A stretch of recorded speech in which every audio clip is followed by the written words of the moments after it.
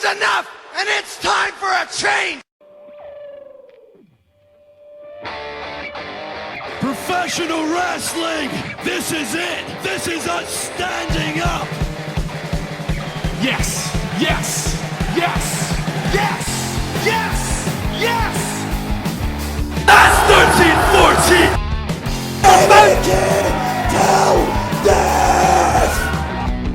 Dina, I am the best in the world. Cause that's the bottom line! Cause Stone Cold said so! That's a mouthful to say, by the way. Ladies and gentlemen, is me, that H-E-A-D, back with you with another interview. That's right, you get so nice you get another interview. Simple as that. Yeah, we're back for another interview here, recorded to start on episode 148 of the Wrestling Matters podcast. Big thank you to Michael Larkin for this interview. It is with female wrestler, Nikki Addams. Say what's up, Nikki. Hey guys, what's up? Thanks for having me. It's a pleasure. I'm very much looking forward to this. If I sound a little bit nervous during this podcast, I've got a lot of things on my mind at the moment in terms of this week and everything, so I'm focused on you right now, but you know, I've had a nerve-wracking week. I'm not gonna lie. That's okay. Bit of a I mean, nerve-wracking. I completely understand, so no worries, no judgment here. Yeah, just a little. I'm more relaxed now. I've had a bit of a nerve-wracking week. I know it's. If I told you, it sound retarded. I know if I told you, but it is where I am. But hopefully, I'll get it sorted out this week. Anyway, we're here for the interview, guys. Nikki Addams, female wrestler, and this is going to be recorded for episode 148 of the Wrestling Matters podcast, which you can listen to on the YouTube channel, which is Wrestling Matters channel, at AJW Wrestling Matters on YouTube. You can listen to it on SoundCloud, download it for free as well, and also check it out on Radio Big World and the Swerve Talk Network. Right, Nikki Addams, tell us a little bit about yourself, and tell my peeps, who is Nikki Addams? Well, I like to refer to myself as a unique and interesting individual. Obviously, I am a wrestler. Also, I have various interests, you know, and I'm an individual weirdo, and that's how I enjoy living life, because I don't like to be boring. I like to live in the moment. All about having fun, I guess. Yep. I mean, you like they say, you only live once. I mean, that is true, so you don't want to waste a moment. Yeah. What made you want to become a professional wrestler? Well, I mean, I've been watching wrestling my entire life. Ever since I kind of understood the concept that I could train and become a wrestler, that is what I was set on and focused on. So I kind of started to understand that maybe when I was like 8 or 9, you know, because for a while you were just watching it and you're like, wow, this is the greatest thing ever. You know, and then you watched other women's wrestlers come out. Like, I always enjoyed watching Alundra Blaze, also known as Medusa. Enjoyed watching Sherry. You had some of the wrestling in the mid-90s for women, as well as men, obviously. And then it really took off, you know, when you introduced your Trish, your Lita, Molly Holly, Jazz, you know, all of those. And that's when I was like, I'm going to do this, or at least try to. That I knew that I would put the attempt in. That way, if it didn't work out, I knew I wouldn't have a regret that I didn't try. But I was going to definitely give it my best, so I knew that, you know, I either was going to succeed and be able to do it, or at least I could live with myself, you know, because I tried it. Yeah, at least you could say you tried it if it didn't work out at the end of the day. At least you could say you had to go. The worst thing I think would be like is being 40 years old and be like, why didn't I try? Or, man, I really wish I did. Yeah. I've got into that situation. I mean, I've been a wrestler myself. Well, I haven't been a wrestler onto a level or anything, but I've tried wrestling. I've had the training. I've took the bumps, and boy, were they a joy. You know, I've had it. I've had it all. I've had it. You know, I've been chopped to death. I've been punched in the face. You know, wrestling terms and everything like that. I've been body slammed. I've had it all. and at least I could say I tried. I mean, the only reason I'm not doing it now is because of a promoter. We didn't get along that well. Well, we did okay and everything, but let's just say his philosophy about wrestling and my philosophy about wrestling are two different things, and if they're not on the same page, they're going to clash. And that's what I definitely learned about that. But at least I could say I tried. And if it's, and like I say, I'm still open to it. I'm 32 now, and I'm still open. If there's any like other wrestling promotions out there, anything like that in Middlesbrough, in my hometown, I'm still open to jump on board and everything. Absolutely, it's still early enough. You can do it anytime. Yeah, I mean, even if I was 50, I'd probably still jump on board. But like, you know, that's a different matter at the end of the day. But like I say, I'm still open to do it. I'm still open to do whatever. So, like I say, if there's any wrestling companies out there, I think there's only one up here in the in Middlesbrough area, from what I've known. I think there was one coming, but that's unfortunately fall through. But a lot of wrestling promotions do come up here anyway, so at least there's a lot of wrestling for me to watch, at least, and maybe me get involved in. What has been the worst thing as a wrestler, as a female wrestler, that you've experienced? That's kind of made you think, nah, I maybe want to quit the business. Well, I mean, there have been times where I've definitely felt down and out, you know, because you can get discouraged. And it, like, the thought may cross your mind in a minute if you're in a super low of your life. But really what makes the difference between, you know, you and, like, somebody else that might actually quit is, like, I'm so dedicated to it, even if that thought was, like, I was so upset, it's like, it crosses your, you're like, yeah, right, no, like, I'll figure it out. Like, this is what, you have to be in love with it. It's almost like you're in a relationship with wrestling, in my opinion, you know? So it's going to have its moments. But the thing that gets me the most frustrated is that you get that typical reputation that you're a typical quote-unquote female wrestler, or that you're a rat. And you know what? Like, to each his own. I'm sure people do things, but you know what? Not for nothing. Male wrestlers do just as much things. And not every female is like that, you know. There are some females that really go out there, really bust their butt, give it their all, and really do deserve that respect. And maybe not even so much the label of, hey, she's a pretty good female wrestler. How about she's a damn good wrestler and she can hang. Like, she is one of us. We are equal. Like, forget the gender thing for a minute. You know what I mean? Right. Yeah, I mean, yeah, it's a lot of these male wrestlers, when you've seen in interviews, no matter who it is, they always refer to the non-wrestling females that usually are managers, or usually females that just hang out, you know, or hang out backstage or whatever, as rats.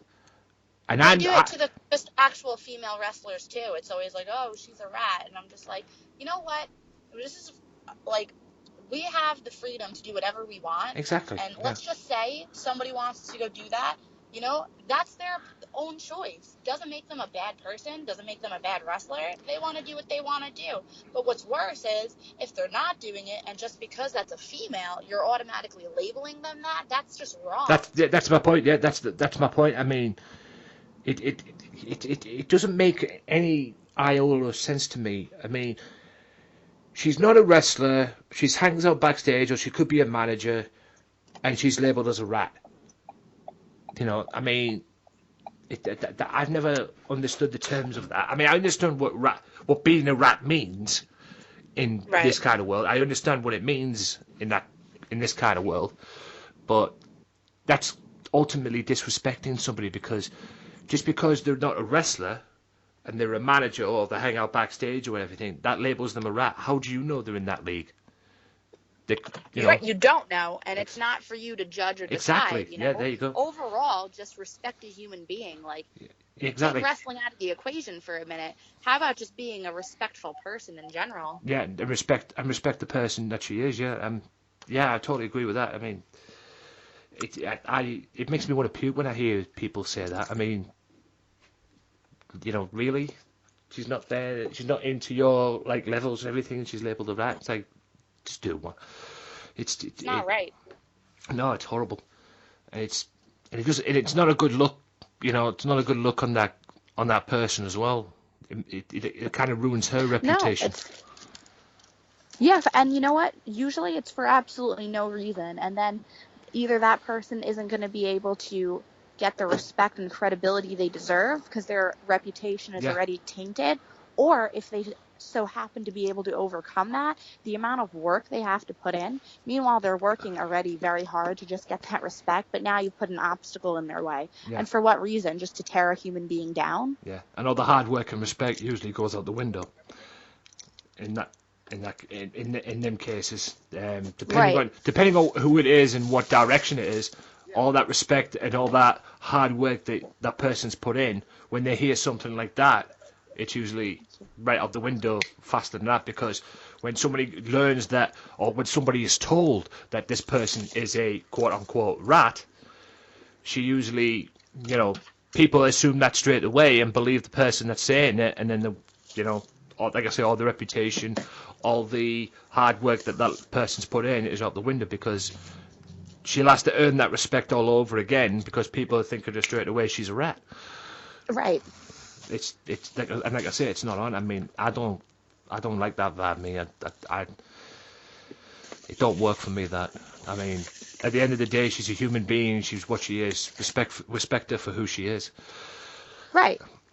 Who trained you? Yep. Who trained me? Yeah, who trained you in this beautiful business we call wrestling? It is beautiful. I love it. Like I said, that's who I'm in a relationship with. I was originally trained at New York Wrestling Connection in Long Island, New York, which is in Deer Park, under Pat Buck, who is now the owner of Wrestle Pro in New Jersey and Create a Pro on Long Island in Hicksville. And he originally was there for a decent amount of time, in which he ended up leaving because a different opportunity was presented to him. Right. And then I was under guidance from Tony Nese and Alex Reynolds. Through that time, I had definitely went through different classes and worked and got guidance under different people, such as Brian Myers, Mike Mondo, people like that. And now I predominantly train out of the Create a Pro school in Hicksville, which is very close to my house, which is owned by Pat. And then they have their trainer, like Pat is the head trainer there. Brian Myers was re-signed with WWE as Kurt Hawkins, which is great. So he comes down when he can. And then Alex Reynolds is down there as well. So I'm still with them. And then I like to move around and kind of just work with different people, because that opens another, like, that's networking. It gets you new opportunities. Plus, it's always good to work with a different style or someone you're not familiar with, so you don't end up in kind of like, I guess, a plateau where you're used to everything. Like, you kind of learn and pick things up. Yeah. And expand. As you go. So that's kind of where I'm at. I've been at Warriors of Wrestling. I've been at FTW as well. So I've been learning a bunch. Yeah. Tony Nese. Is that the same Tony Nese as in WWE? Yes, Tony Nese was just signed to WWE. Yeah, with the to be a part of the cruiserweight division. Yes, he was just signed. He's doing really well. I have to be very happy for him. Also, Drew Gulak and a bunch of other people from the Northeast got signed as well. Yeah, all part of, all once a part of Evolve. Yeah, all of them. The Northeast definitely produces a lot of great talent. That's what I can say. Yeah, and a lot of them are in WWE, and it's a shame at the moment WWE is not using them properly in terms of the cruiserweight division on Raw, in my view. I have disagreed with the direction they've gone. That's why 205... Well, it's a good thing that 205's actually come out, because at least they'd have their own platform to try and work things out and hopefully get to the spot. But I don't agree with what they've done in terms of the cruiserweight division, man, in WWE at this moment in time. But like I say, it's a new division. It can only grow. Right, I think they're just trying to figure it out. It's a new thing for them. It's exciting that they brought it back. Because for a while that wasn't something they really touched upon. Yeah. So, I mean, it's just exciting to see them getting the opportunities and not being told that they're too small or that their style isn't something they're looking for, because they're incredibly talented. I think they're going to figure it out. I mean, it's just exciting that they're on that stage. Yeah, I like the cruiserweight division. I'm thinking at the end of the day, it's given Neville a platform now to do his thing. Absolutely. like a proper platform now. I mean, we all know Neville. He's been in there. He's wrestled the big guys and everything, but he never found that. He never found that home of where he could fit in WWE. He never really found that. Yes, he was on NXT. Yes, he was NXT champion, but he never really found that home of where he could fit in. And he's found it now, thankfully. Let's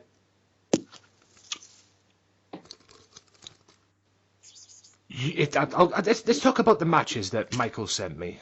I've got a couple. Okay, sure. I've got a couple of matches here that I've just noticed. There was a match that Michael sent me that I've seen, involving you in the ring with Brooke Addams, who was known in TNA. Oh, yes, the tag match, right? Yeah, it was a six-person tag match. Right. Or six women's tag match. I can't say six men because there was no men involved, so it was six women. Six-woman tag match. Remember, we're not going to acknowledge genders, remember? Yeah. Okay. Six-woman tag match involving one Brooke Addams, to many people now known as Brooke Tessmacher in TNA. Right. What was it like to be in the ring with her, or be even around her? It was exciting, I've always thought she was, great. I also got to team with Jazz that night, which I thought was exceptionally, exciting. I've always, enjoyed watching her, and she's so talented. And, you'd think of her, you don't think of female wrestler, you just think of she's a good wrestler. Yeah. Nice, and I did enjoy working with her. She's all about working with people and, getting the job done, and I got the X face, and I thought that was great. We had a nice little match and a good time, and everyone was entertained, so it went very well. So it was a privilege to work with both of them. Yeah, apologies if there's any audio problems in the background there, that's my bad. But yeah, she's a really big deal now. I mean, she's just got back to TNA. But this new direction that TNA have seemed to have gone, getting rid of the proverbial cancer, as she was known, Dixie Carter, now going down this new direction with a new owner. So, right, that's right. I'm like, oh, who's that? And then I was like, oh, right. Yeah, that's TNA. That's wrestling fans' perspective of her. I mean, I really couldn't care less about it. But at the end of the day, I just want to see TNA go a different and a clean direction, and get there quick as well. Yeah, it was Brooke Addams and Boneshaw. Yes. With Jesse Brooks, I believe it is, versus you and Jazz. Yes. WOW, Warriors of Wrestling. Yes. As well in November, actually, of last year. November of 2 years ago, in fact. In 2015 as well. November 14th, in fact, as well. So, yeah, I mean... Wow, that was a long time ago already. Time flies. Yeah, that was a bit of like I say, a big deal. I mean, you're in there with a really big deal involving Brooke Addams there as well. What was it like wrestling Sarah Del Rey? Because Michael sent me a video. Yeah, I mean, you have to for those of you that don't know, Sarah Del Rey, and correct me if I'm wrong, that's Paige's mother. Sarah, Sweet Saraya is Paige's mother. Oh, Sweet Saraya, yes, my bad. Yes, Sarah is now the head trainer of the women down for WWE at the Performance Center. She's incredible. She is so passionate about wrestling. She's great. If you watch some of her matches overall across the board, the Death Race, Sarah Del Rey, she's incredible. So willing to work with you, telling a story and entertaining everyone and getting the job done as well. I mean, that was a great privilege. She is so talented, and I got to learn so much from her. I'm so lucky for that opportunity. And that was still relatively early on into my wrestling career. So, I mean, that was NYWC made that happen for me, and I was just so appreciative of that and that opportunity. Yeah, that might have been a big deal. Is that's the one who trains the females in NXT, isn't it? Yes. Yeah, that's the one. Wow, that must have been a real honor. Yeah, I get them two mixed up for some reason, and Paige's mother for some reason. But yeah, that must have been a huge deal. I mean, now she's, like you correctly say, she's now in NXT now as the the head honcho for the women's side of the NXT performance center as well. The person who's involved with the person who's involved with the male side is obviously A-Train Albert as well, and I think Shawn's even down there now as well. Shawn Michaels is even down there as a coach now, and they've just signed Steve Corino as well, which is a huge deal in its own right. I mean, that had to be a huge deal considering the way she is now with the women on there. I mean, she's elevated mostly women's career. She helped the Four Horsewomen. She's got. I mean, Nia Jax is up on the main roster now, and she did wonders with her. So that must have been a huge deal for her. I mean, I've just got a video on here that I'm just looking at now. It has a match with you, and is it Kat Reed? It's spelled Katred.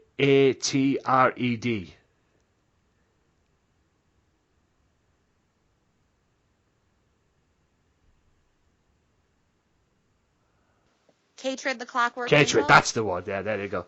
Yeah, I just see this little promo and that, and it's you coming out as the CWA Women's Champion. Yeah. The CWA Women's Champion. So obviously you were defending the title. Right. What was that like? What was that like? Firstly, to be the champion of that company, and not only that, what was it like to be in the ring with? I absolutely love working with Katred. She's a great person. So working with her is always very competitive, and we always have a good time. Yeah. That company, I don't think they still exist anymore. They really didn't do things the right way. Not that I like to insult people, but the guy left during the opening match, which was myself and Katred, and just left everyone hanging. So. Oh, that's not good. That sucks. Party last night. Yeah, I mean, with the Katred, it's obviously you were the heel that night. I mean, do you like playing the heel better than being a baby face? A baby? I like both. I like both a lot. I'm equally kind of down the line depending on where I am. So it's like you can't get bored with one or the other because it's like you got a good variety of it. I mean, being a heel is obviously a great time because it's so easy to make people not like you. Being a face, you got to get people to like you, otherwise you're not doing your job correctly. And then hopefully, you'll have the heel backing you, making the people hate them to make it, just kind of get the story across and make everything work out. But I really do enjoy being a baby face as well because, like at that time you get to like do the other stuff that you don't get to do. It's like kind of just split equally down the center, So that way you never get bored. You always have a good variety. You get to wrestle different styles, like back and forth. So it's just kind of figure out like what you want to be for the night and like what story you want to tell. Yeah, right. You've trained to be a wrestler. You're a professional wrestler now. I've obviously had my fair shares of bumps and bruises and chops and everything else in between as well. I got to ask you a couple of questions about the training side of it as well. And I've done this with other people as well. When I trained to be a wrestler, when I was training with the wrestling company that I have up here and everything, in terms of body slams, I learned when I attempt to do a body slam, and I go to slam that person, I have to wrap my arm around that person's head, around the neck area, who I'm body slamming, just to protect their head. Is that how you learn? Because I've seen other people body slam them, without having to do that. I mean, is that how you learned to do that? I mean, how did you learn the body slam way? I learned to put your arm around the neck. So when you have the person in front of you, their left arm goes up, right? Right. Left up over your shoulder. Yeah.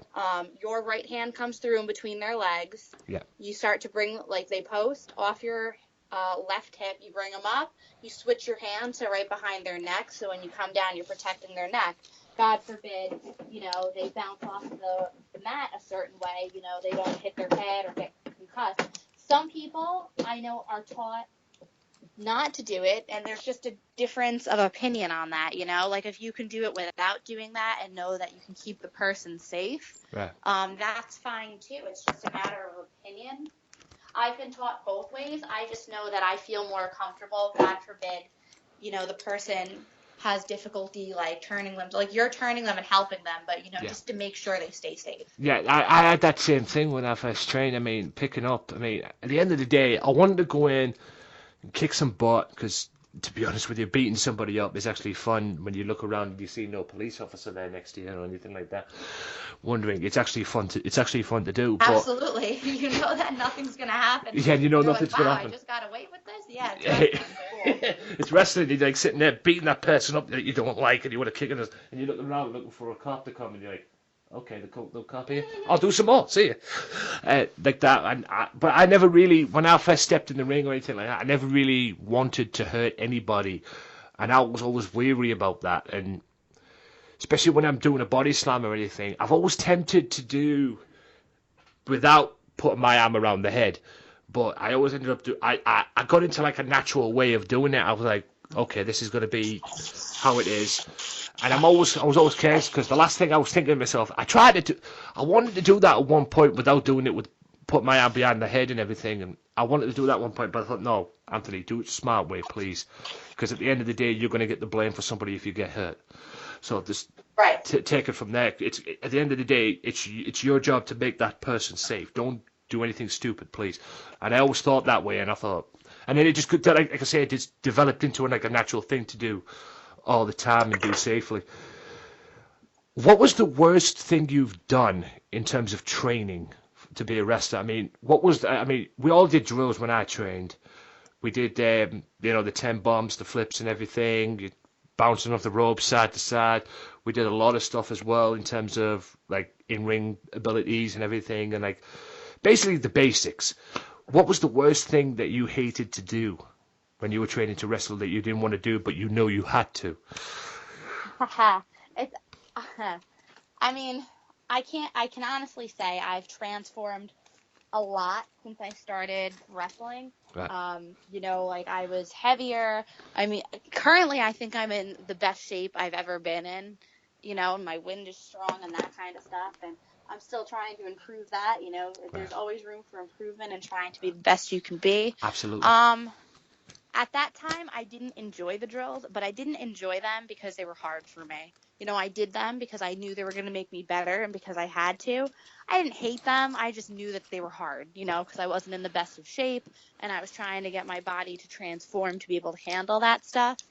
But I did like them. I can't say, like, they were just a challenge, but I knew overall, like, you know, when it was going to transfer into the ring, that I wouldn't get so blown up, so tired, that it was going to build up my stamina. So overall, the payoff was there.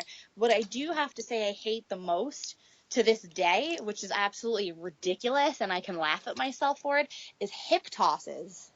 Ah, yes, they weren't very good on me either when I took them as well. Like, Especially learning hip tosses was one of the most challenging things for me, and that's absolutely ridiculous. But, you know, getting the timing on the down up, being like depending also on the person, the way they base for you to get you over, you know, Yeah. a hip toss is a hip toss. It's called that for a reason.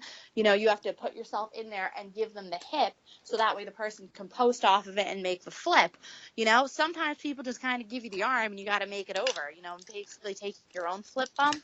Yeah. So, you know, looking back on some of them, I do look at them and I'm like, wow, that looks like garbage, you know, because I couldn't make it over the way I wanted to. And then I get upset, you know, and there's just some people that have that natural ability, whether the person gives you a hip or not, that makes it look beautiful. And you're like, God, why can't I be like them?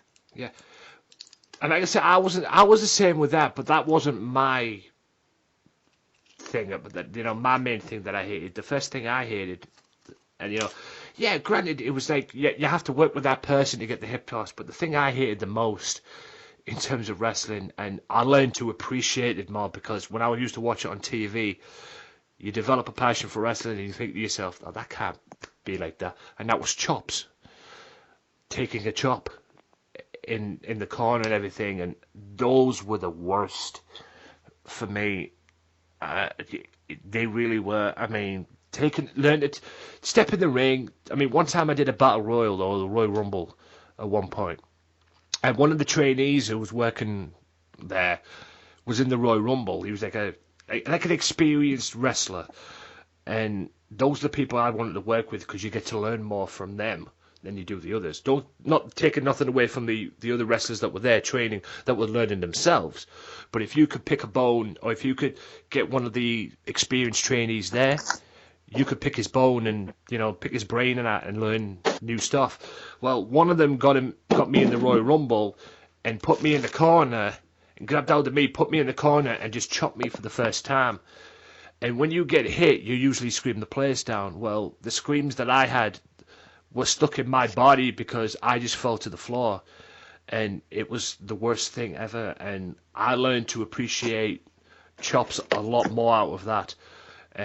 Those were the worst. I used to dish them out still, but those were the worst, man. Those were the absolute worst. I always found another move as well that I found awkward. I don't know if you would agree with this. Was suplexes as well.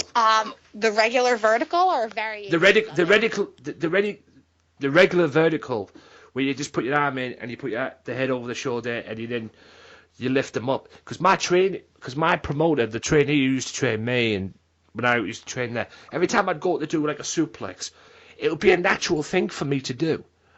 I wouldn't need to, bend my hips. I would always bend my hips, but he would always try and get me not to bend my knees down and everything. But every time I do it, I'd always go, like say, if I could use a wrestler for an example, like a Chris Benoit, the way he used to do his suplexes, the snap suplex kind of thing. I would always do that, but at the end of the day, I would do a suplex. But I'd always find it awkward because I always have him in the background thinking, oh, you shouldn't do that. You should just stand in that position and just let him come to you, and then you lift him up, no problem. But I always bend my knees, and he was telling me not to bend my knees. I mean, besides the hip toss as well, was there any other moves that you found awkward to do besides the hip toss?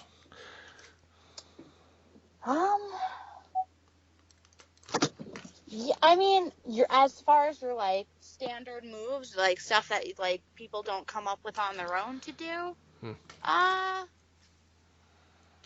usually after a couple of tries, I'd be able to do some stuff, And then what I always found interesting is I would get the more complicated stuff quicker, which I always found remarkably interesting. Like the day I wanted to learn the Northern Lights suplex with the bridge, knowing that I wasn't the most athletic at the time, and I'm like, yeah, right, I'm going to pull off this bridge. And to be shown it and to be able to get it, I was like, oh. But, and then to not be able to do a hip toss or, have a hard time doing that. And then remembering, the first time I learned headlock takeovers, the fact that it took me, 13 tries to get it correct, I can't help but laugh and be like, haha.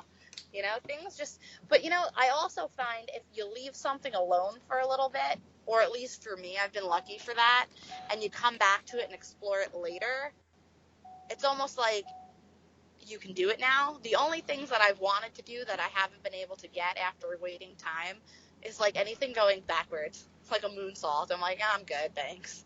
Yeah. I was tempted to do a moonsault at one point as well, but it's when you get back up on the you go to the top of the ropes and everything like that, or you stand in that position, or you look for that position where it'll allow you to do a moonsault, and you want to go and do it, but then you realise, no, this could go wrong. I'm good. Yeah, it's like you get up there and you're like, well, I got to do something now, because if I just step back down, I look like an idiot. Yeah, if you do it in training, then it's fine, but it's like I say, I can't imagine what it would be like if you actually had to do it in front of a crowd and everything, and you go to do this moonsault, and you're in this position, and then it pops in your brain, you're like, this is a bad idea. This has got a bad idea. Yeah, all over. it's exactly. You're like, what was I thinking? You're like, oh, well, here's to the best, and you just go for it. and then later on, you either regret it, or you're like, oh, that wasn't that bad, and then you're pretty much doing the cross across your chest, like, thank you, Lord. Yeah, exactly. But you just get up there, and you're like, oh, well, here we go. Yeah. It's now or never. If I go Pretty back down now, they're going to boo the hell out of me. Hell. Yeah, basically, that's a career ender. Bye. See you later. Exactly. I've done that myself, but thankfully I've only done that. I've never done that in the I have gone up to the top ropes, but the best thing I've ever done off a top rope was a headbutt, like a Benoit, Daniel Bryan. Oh, that's great though. Yeah. I've never tried that. I mean, could I learn it? Most likely, but to this date, I have yet to try that. I've done a few other things off the top rope, like I've thrown a clothesline, I've done the Doomsday Device as a tag team. I've done a Swanton Bomb. Wow. Notoriously always miss it. Yeah. I did the missile drop kick, stuff like that. Maybe a top rope leg drop, things like that, But to date, I have not attempted the Benoit headbutt. I've always admired people who do the Swanton Bomb, because I've always tempted to do that move myself, but it was like the situation of thinking, especially when you go up on the top rope. I mean, the headbutt for me, I would always take the headbutt and I would body slam my opponent, but I'd turn him to the side a little bit as I'm putting him in position. Unless I get him in position straight away, I would always have him at the side, and I would always aim for. And when I do a headbutt, it was kind of like a Bam Bam Bigelow kind of thing. What Bigelow used to do when he used to jump off and he used to just jump down, and he'd always aim for the sab. I'd never go for anywhere near, the head area. Yeah, well, because exactly. If it's a head really meeting a head at that exactly speed, that's definitely not going to end well. Yeah, it's not going to end well for that person, and not only that person, the guy who's delivering it. I would always keep it on the sides, everything, aim for the heart area or the chest area round about there, just to make it safe for me as well. And it wasn't easy getting up on the ropes on the time, but I used to get up there a lot, and I used to enjoy it. And I was always tempted to do. I always thought about if I could get on big shows and that, which I never got the opportunity. Like I say, me and the promoter never saw eye to eye on our wrestling. Like I say, our philosophies on wrestling were different at the time, and it would always clash and everything. And I was always thinking to myself, if I could do a headbutt, maybe I could do a frog splash as well. But yeah, I mean, you probably could. I mean, I did go through a period of time where I was doing the frog splash, trying to learn that, and then there was another female doing it, so we were appearing on the same shows together. So considering that was her finish, that's her finish. I had a different finish, so there was no reason for me to be doing it. That's just common courtesy or respect. But I think you could, if you could get up there and do a headbutt, I think you could handle the frog splash. Yeah. If you could, what's it actually like? Obviously, you've said you've missed it, but what's it actually like doing a swanton? Because that's going to be a dangerous move as well. Because at the end of the day, you have to tuck your head in. You have to get into that position when you dive off and you attempt and you try and execute the move. You've got to be quick to tuck your head in, because if you don't, you're going to whack your head on the canvas, aren't you? So you've got to be quick to tuck your head into the position. It's about the timing. Exactly. Yeah. Nerve-wracking. I mean, it got easier as I did it, once I became more comfortable with it, but it was always the first few times you're oh my god, what am I doing? You get up there and it's positioning it so it's not just a monkey flip off the top. You want to do it where you jump. You kind of have that the way I kind of always explained it is how a squirrel jumps from tree to tree. You kind of just spread out, and then the last second you tuck your head and make that turn so you can land. Yeah. It gets easier obviously and more comfortable as you do it. But the first few tries, you're oh my god, I'm going to die, until you overcome the fear, realize that you figured out how to execute it, and it's all good. I tried it frequently on a crash pad. God forbid, I just mistimed it or whatever. My head was just going to hit the pad, so it was okay. But, and that's how I pretty much figured that out. I also did a lot, I learned a lot of stuff, that I wanted to do just to make sure, because sometimes you think, I'd like to do this, I want to try that, but sometimes your body won't allow you to do it, Yeah. Or physics just says that something you're thinking might not be possible, Yeah. So it's always good to have something there, a guide, a person to spot you, or a pad, just to ensure your safety. Yeah. Because just because you can picture something in your head, it'd be great if you can pull it off. But you know what? Sometimes logistically it's just not going to happen. Yeah, and if it doesn't pull off, like I say, there's always an alternative. I mean, I used to talk to a lot of guys up there, and they were thinking about, doing something into springboard off the ropes, and they're jumping onto the ropes and then springboard off it, and maybe doing a move off that way. And I would always say to them, it's all right. If you think you could do it, go for it. But just remember, there's always an alternative, and I would always point to the turnbuckles as well, because if that doesn't work, just climb up to the top rope and try that as well, and that would be probably a better alternative. I've never done any like springboard moves, thank God. I didn't. I wanted The it. springboard move I do is I jump off the second rope, back into the ring, going backwards, and do a back elbow. Yeah, those are the kind. That's what I do. Those are the kind of safer options, aren't there? You know, if you're doing like a springboard in your end, you go do like an elbow drop, because those are easy. Elbow drops are easy to do no matter where you are, whether you jump off a second rope or you jump off the top rope or anything like that, because it's basically the first thing you do. Well, it's the first thing I let when you're on the floor and everything, and you're on the canvas and everything, and you're not doing like aerial moves. But like I said, I always said to people who I worked with, there's always an alternative, a safer option, if you will. Don't risk something if you fear it.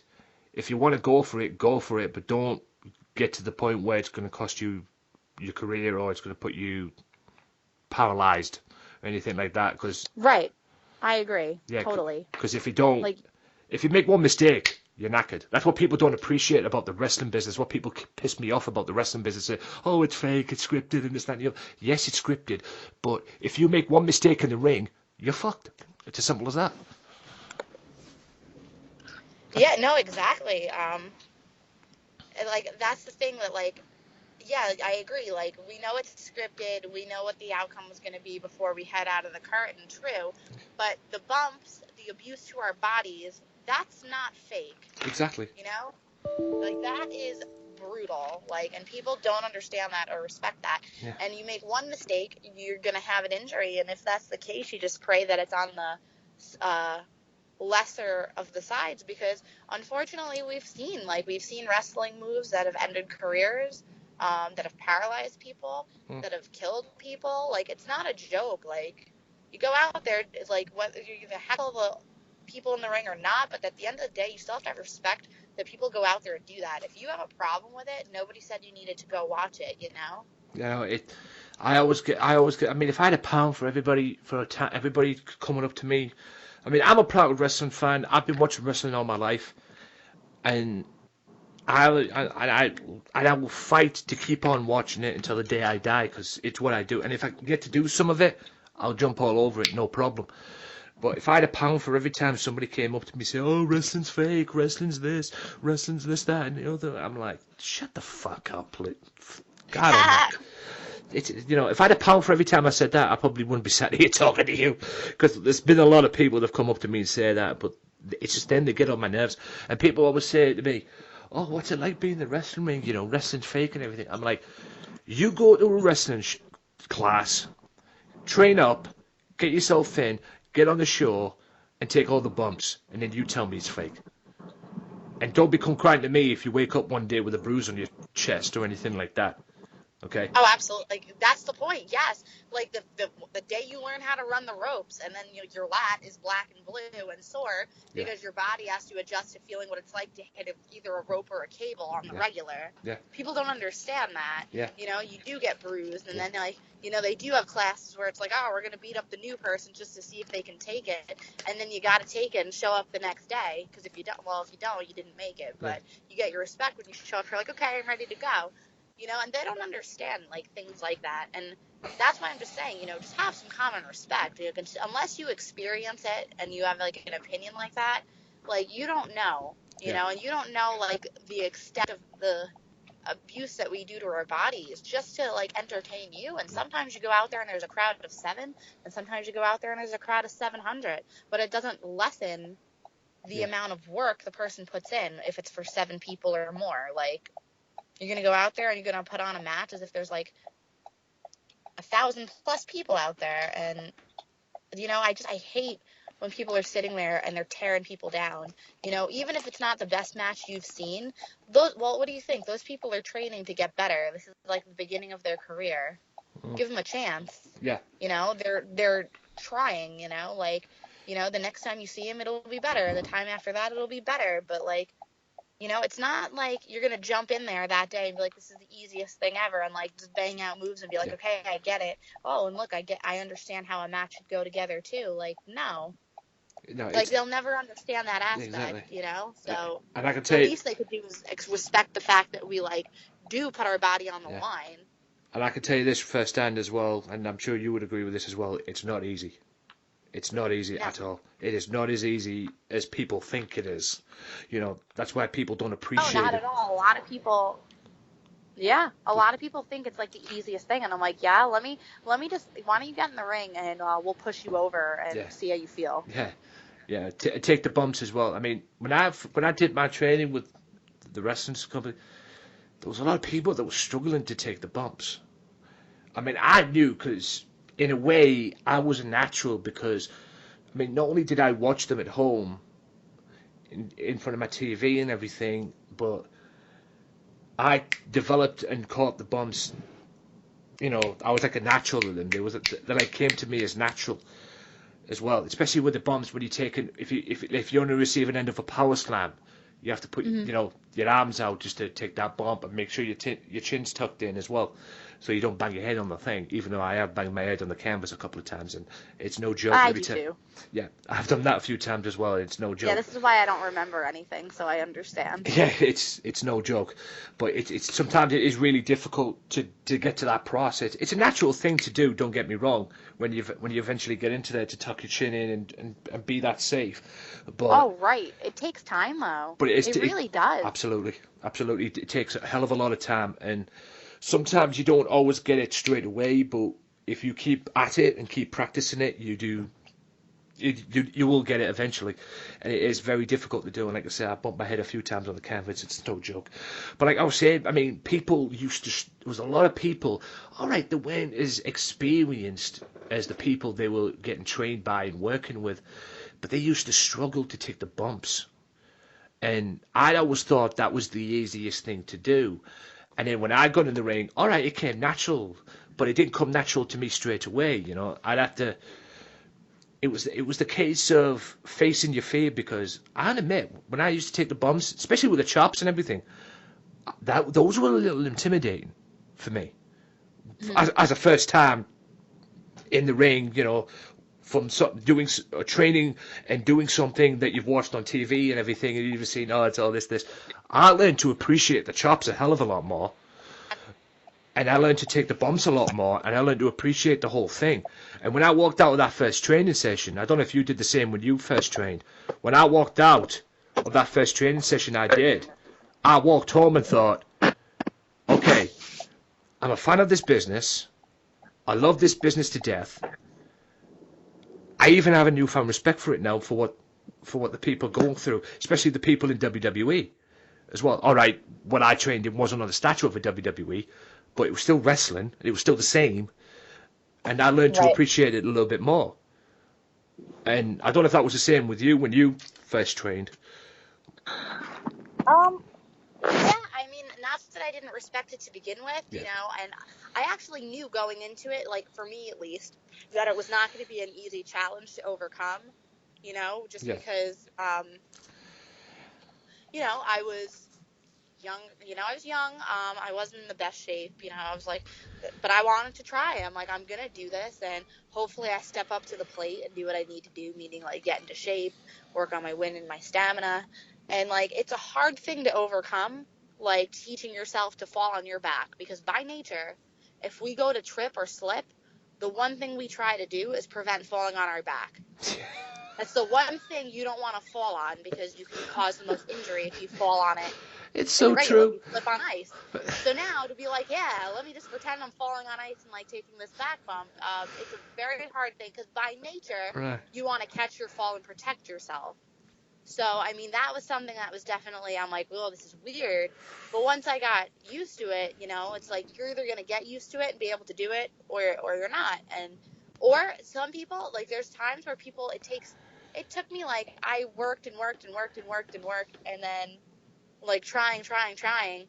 8 months in, it's like, oh, I have a clue. Yeah. So, you know, sometimes it kicks in sooner for other people, sometimes later. And then sometimes people realize that it's just not what they thought it was going to be. That's all. And then they decide that, you know, they gave it a shot and that's that. Yeah. But it's definitely, like, I do enjoy, I can't lie, when people come in there and they think it's going to be the easiest thing ever. I really do enjoy seeing them be like, well, I was wrong. Yeah, And because I'm like, yeah, you were. yeah, wrestling's not for everybody, ladies and gentlemen. Okay, there's one thing you definitely have to do. Everything else comes into fruition. Everything else, speaks for itself. But there's one thing you've got to be able to do to survive, or at least have a chance of making it in the business if you want to be a professional wrestler and you want to go, say, the distance. There's one thing you have to do. And it's not just in wrestling, it's probably in other sports as well. You have to learn to take, or have the ability and the wherewithal to take pain. Yeah, that's for sure. If you don't, get out the business. And quick. Yeah, you have to either be able to take it or learn how to take it, Yeah. because you got a stiff shot or something unfortunately goes wrong, you still need to figure out how you're getting to the end of that, because it's not just, oh, I got hurt, let me roll out. No, you have to finish the job and deal with it later. Like in the 2014 Psycho Circus opening match, I think it might have been a 4-way tag match.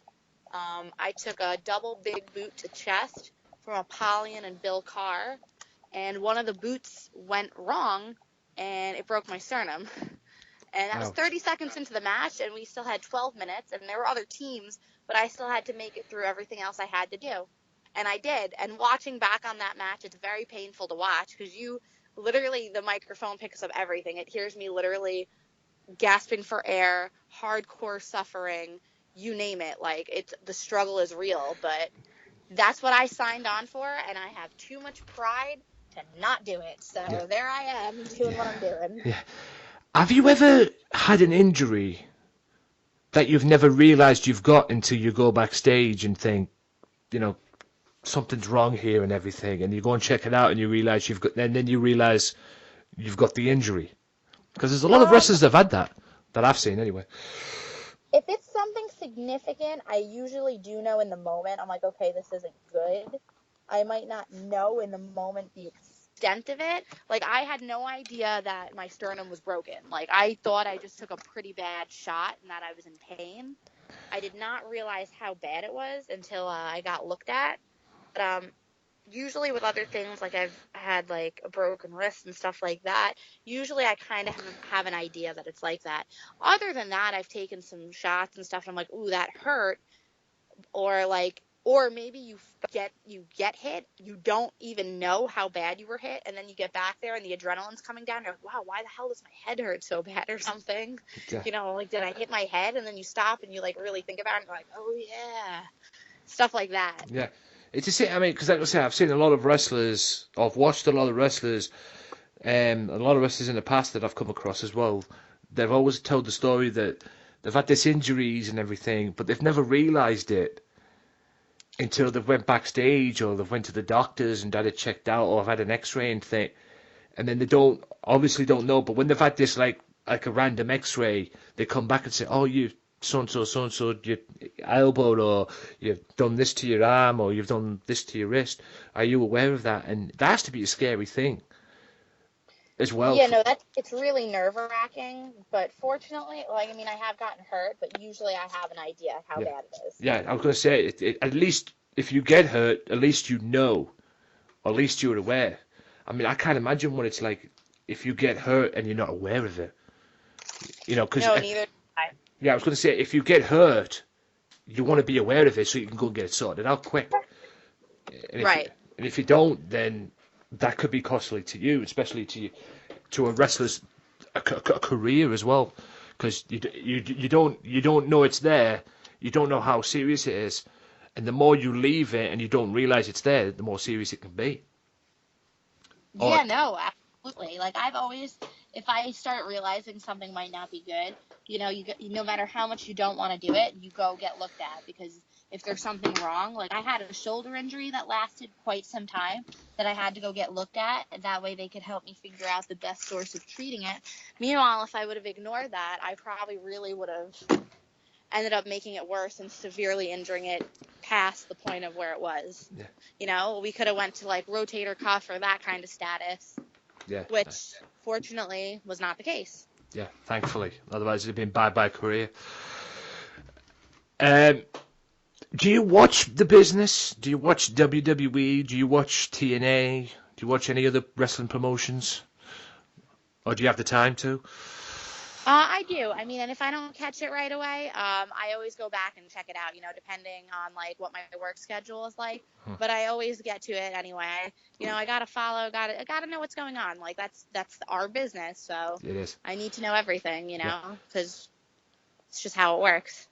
What's your take on the direction of WWE at the moment in terms of the brand extension? I love it. I'm for it.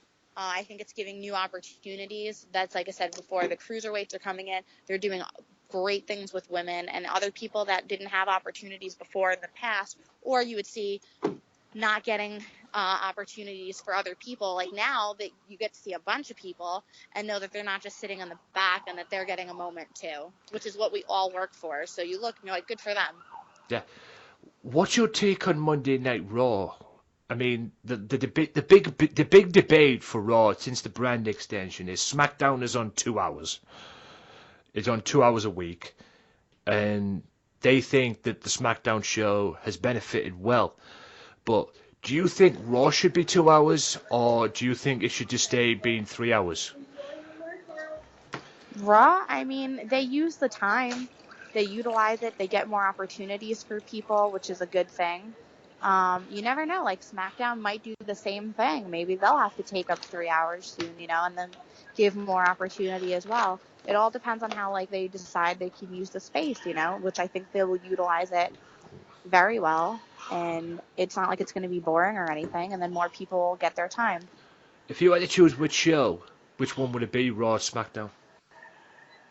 If what was that? If you had to choose which show to watch, or which show to if I had support. To pick one. If you had to pick over one, the yeah. other. Yeah.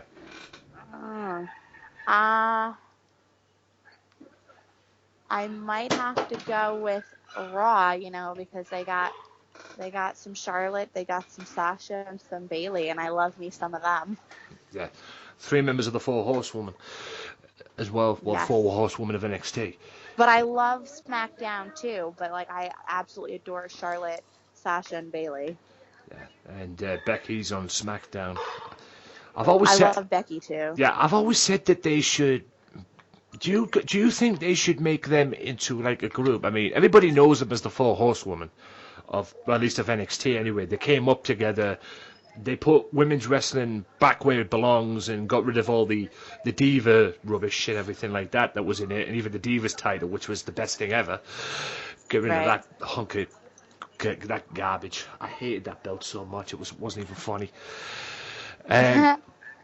Getting rid of them. Do you think they should put them 4 together, bring them up to a brand, say Raw, for example, and put them together as a group and have them as a group, call them the 4 Horsewomen and just let them be a group on Raw and that? Or do you think they should just like do their own separate thing? Because I would like to see them. Don't get me wrong, I like them as singles competitors, and Charlotte's the queen of Raw at the moment. There's no question about that.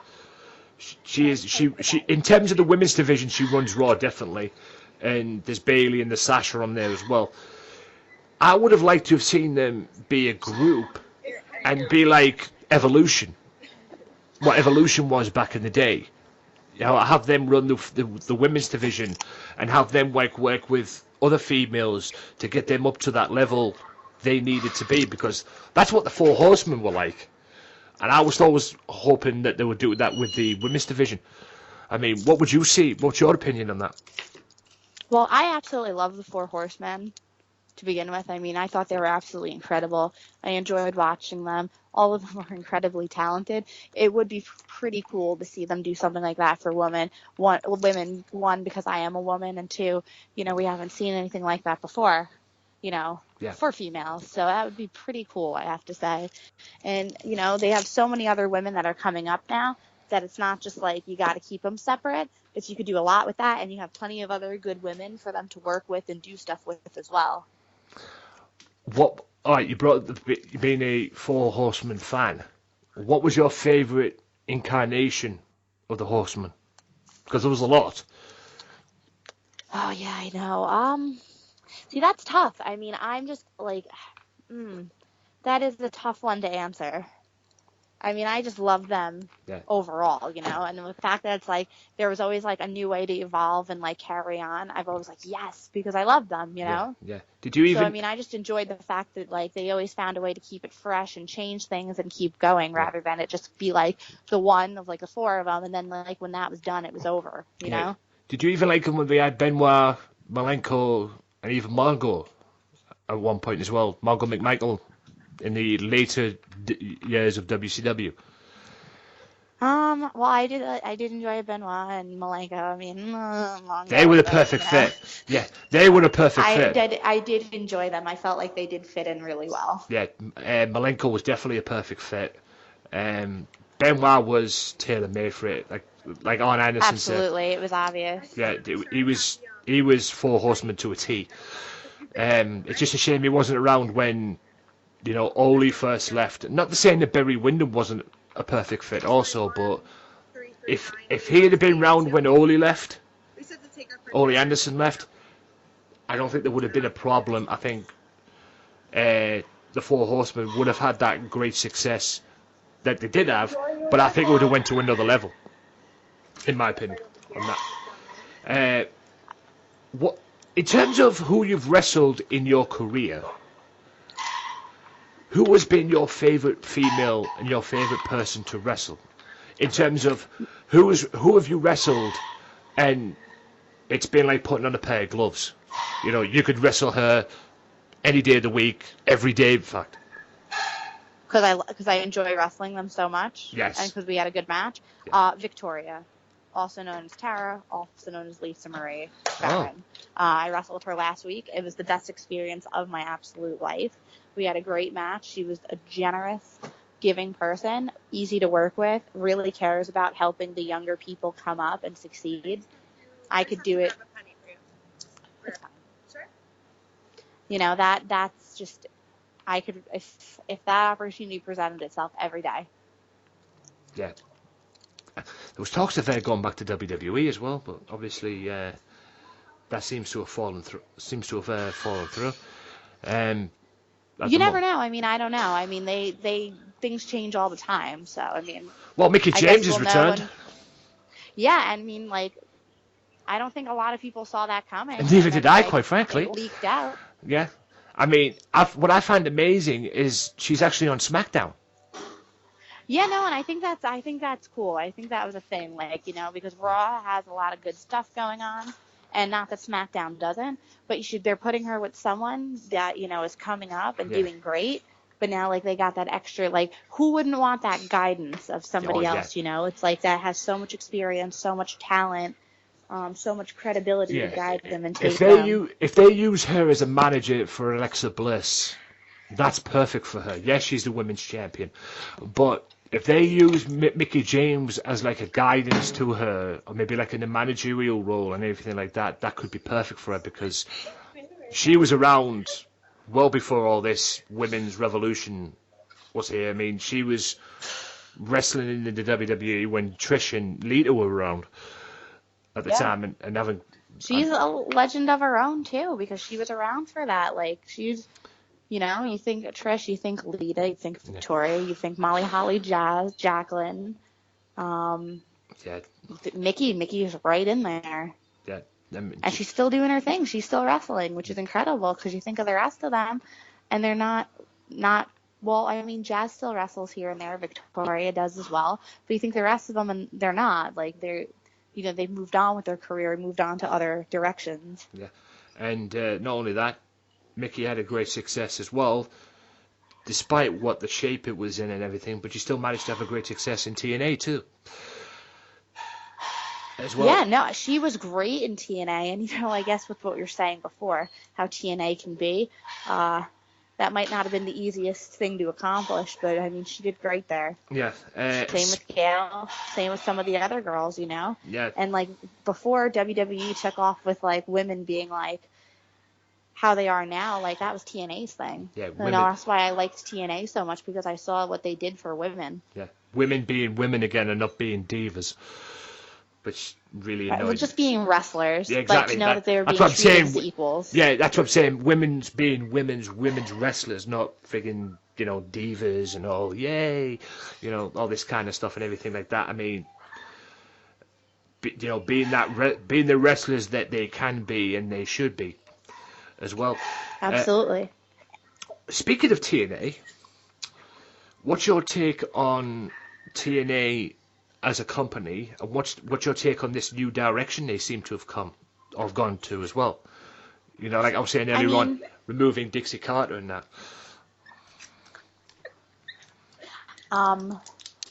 I think that things, like at least I hope that things for them are going to turn around and go in a better direction. You know, like it's always good to have competition. You know, you don't want just one option. It's always good because, you know what, when you do have competition, you're constantly working on making your brand better. And it's nice to know that, like, as an indie wrestler, you do have an opportunity to go to somewhere else. Or if you go to one, you have an opportunity maybe to get seen and make it to the other and be on the stage that you're looking to go. It's just more opportunities for, you know, especially the indie people. You know, look at who's there now. You got your Jade, who was formerly Mia. You got Marty, who I used to work with all the time. You know, I'm happy for them. You know, that was a stage that they were able to get on to catapult them into another level. Yeah. Like I say, if they, like you correctly say, you hope the TNA can go in that right direction now. I mean, in my opinion, whether you agree with this or not, it's either do or die for them now. They either get it right this year, and if they end up going back to square one again, surely that's it for them. I mean, they've got a new owners now in Anthem. They've got Jeff Jarrett's back with the company, even though that poor sod can't get GFW over, from what I'm hearing. Dutch Mantel's back there as well. Seb Coulter to WWE fans. You know, surely now I'm this is hoping that things take off for them. You know, yeah, that's what I'm saying. This is this has to be. They've got to get this right this year. If they go back to what they were and the state they were in last year, they're done. They have to be done. It's do or die. Yeah, it's got to be. We either get this right now, or we're fucked. Simple as that. Pretty much. Yeah, and like I said, I've always had to deal with these fanboys and TNA idiots and, you know, all these TNA people, these TNA fans out there saying, oh, this, and this, you know, you're just saying this because you don't like TNA. I've said this to many people, and I'll say it to you right now. I like TNA. I don't want to see any wrestling company go under. Hell, I never even want to see WCW and ECW go under, for crying out loud. But if you don't get it right, if you don't get that direction right, or if you don't get that leadership that can help that company go in that direction, you're knackered. It's as simple as that. And that's what people don't understand. I mean, when you hear Josh Matthews say, oh, TNA's got the best talent roster in the world, you want to believe him. You do. You want to believe him, but it's the company that makes it. I mean, it's like I said last year, the company that makes it thing. In my opinion, and I don't know if you agree with this or not, the wrestler, in my opinion, that's kept TNA afloat, in my view, and God bless him for doing it as well, because this guy's had plenty of problems in WWE, is Matt Hardy. With the broken Matt gimmick. I mean, I never liked that gimmick at first, but I got to give that guy a hell of a lot of credit, because he's kept TNA afloat. And there's all this talk about him coming back to WWE and, you know, and all that. This guy has creative control. Do you think he should come back to WWE? Or do you think that would be a mistake for him? I mean, honestly, Yeah, I'm not really sure. I mean, because, like, things are pretty good for him, and, like, there's a chance they could go better, but you never know. You know, sometimes you just got to take a risk and hope for the best. Like, I don't really, you know, like, it's like WWE. It's like that's where you want to be, and you just hope that, like, they would do, like, what you're looking for them to do, to get that opportunity. There's, like, I don't really, like, I'm thinking about it if it was me, you know what I mean? Like, I'd probably go for it and hope for the best, and that I wasn't making a poor choice for myself. Yeah. Right, we all know, if you watched Raw this past week, as we're recording this now, this is a Sunday, January 22nd, but if you watched Raw this past week, Kurt Angle is going into the Hall of Fame at WrestleMania. Well, the night before WrestleMania. What's your take on that? What's your opinion on that? I'm surprised. Not surprised because he doesn't deserve it, but, I think a lot of us didn't see it coming, but I think a lot of us didn't see it coming when they inducted Medusa, or Alundra Brilliant, as she was in WWE. Which is great. The same thing with Macho Man and Ultimate Warrior. You see these things, you're like, damn, good for them. They deserve it. Yeah. And you're just glad that the opportunity is there for them, and that their greatness is recognized. If you can name one person that is not in the WWE Hall of Fame that deserves to be in the Hall of Fame, that you think, as a wrestling fan, that why isn't this person in the WWE Hall of Fame right now? He deserves it, or even she deserves it as well, depending on whether it is out there as well. If you had that one person, who would it be and why? Victoria. Oh, Victoria. She definitely deserves it. I mean, she has done just as much as the other girls, being Lita and Trish and that kind of stuff. She is so talented, so wonderful. You could tell, like, when I worked with her, how much she was willing to give and help the other girls out. Like, I definitely think she deserves it. She owns a restaurant now, doesn't she? What was that? She owns a restaurant now, doesn't she? She's now a restaurateur, if you will. Yes. Yeah. It's called the Squared Circle, and it's in Chicago. Yeah. Like I said, I mean, to be honest with you, I wish it would come back to wrestling, actually, because she was actually really good. Really good back in her first run as in WWE, in her first run in WWE, when she was when she used to come out to tattoos, all the things she said. That was. I love it. Yeah. She's the inspiration to my weirdo. Yeah. I was born a weirdo. My parents ask me all the time, "What's wrong with you?" And I said, "I don't know. Figure it out. I'm half you. So you made this. So get on with your individuality and being weird," and she encouraged it, just like Sherry did, and it's okay to be who you are. And that's why I let that freak flag fly, man. Yeah, don't be something you're not, just be you. Absolutely, and if you can't do that, then you need to question yourself. Why can't you do that? What's holding you back? You don't live for anybody else, you live for yourself. Absolutely. If you can't be yourself, then who can you be?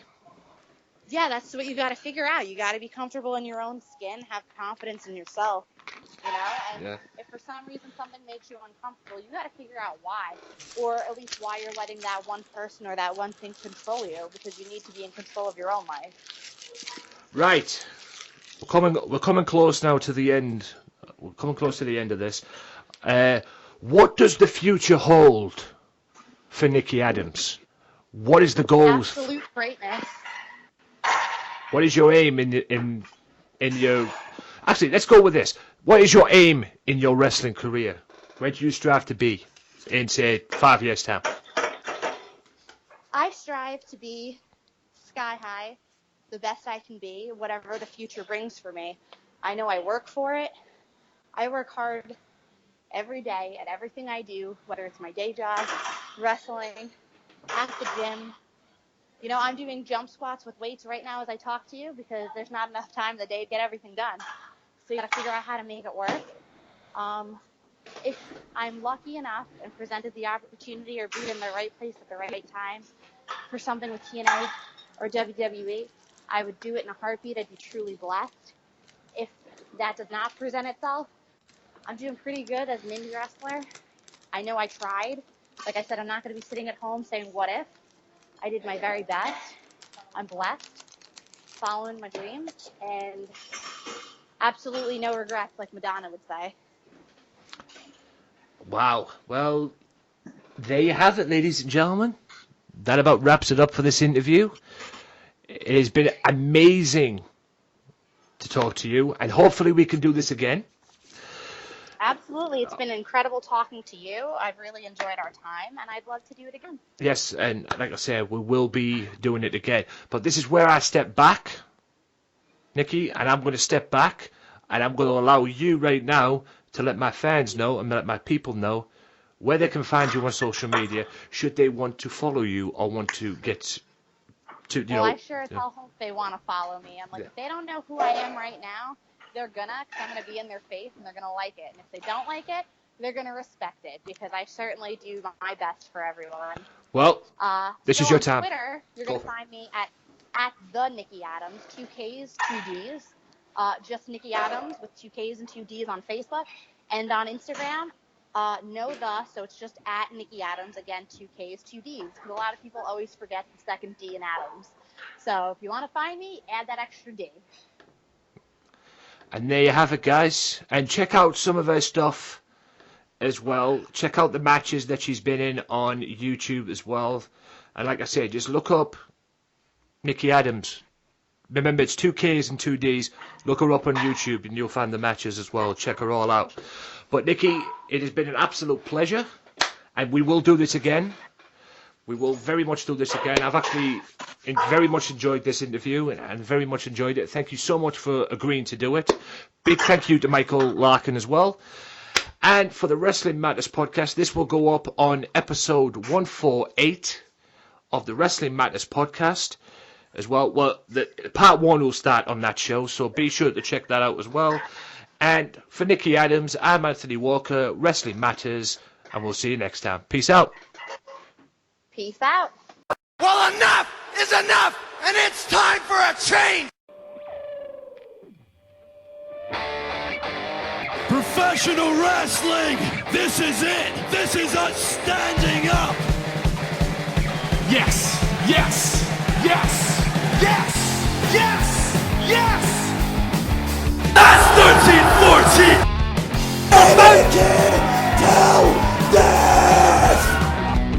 Cena, I am the best in the world. Cause that's the bottom line. Cause Stone Cold said so.